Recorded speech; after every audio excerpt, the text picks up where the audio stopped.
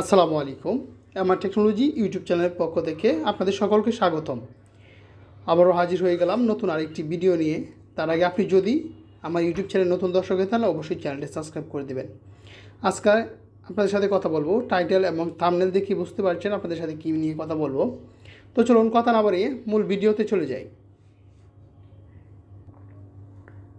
নতুন বিনিয়োগকারীদের আকৃষ্ট করতে এবং শেয়ার বাজারে অংশগ্রহণ আরও সহজ করতে বেনিফিশিয়ারি ওয়ানার্স বিও হিসাবের বার্ষিক রক্ষণাবেক্ষণ ফি উল্লেখযোগ্য হারে কমানোর নীতিগত সিদ্ধান্ত নিয়েছে Bangladesh securities and exchange commission.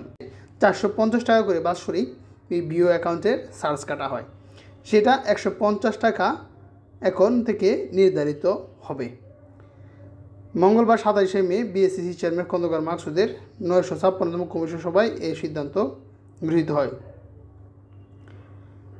Bio হিসাবে রক্ষণাবেক্ষণ ফি কমিয়ে আনার বিষয়ে নীতিগতভাবে অনুমোদন দেওয়া হয়েছে। এই সিদ্ধান্ত কার্যকর করতে প্রয়োজনীয় আইনগত প্রক্রিয়া শুরু করার সিদ্ধান্তও হয়েছে। বাজার বিশ্লেষকেরা মনে করছে এ পদক্ষেপে সাধারণ বিনিয়োগকারীদের জন্য বড় স্বস্তির বিষয় হয়ে উঠবে, কারণ এতে শেয়ার বাজারে প্রবেশের খরচ কমে আসবে, যা নতুন এবং ক্ষুদ্র বিনিয়োগকারীদের জন্য সুবিধাজনক হবে।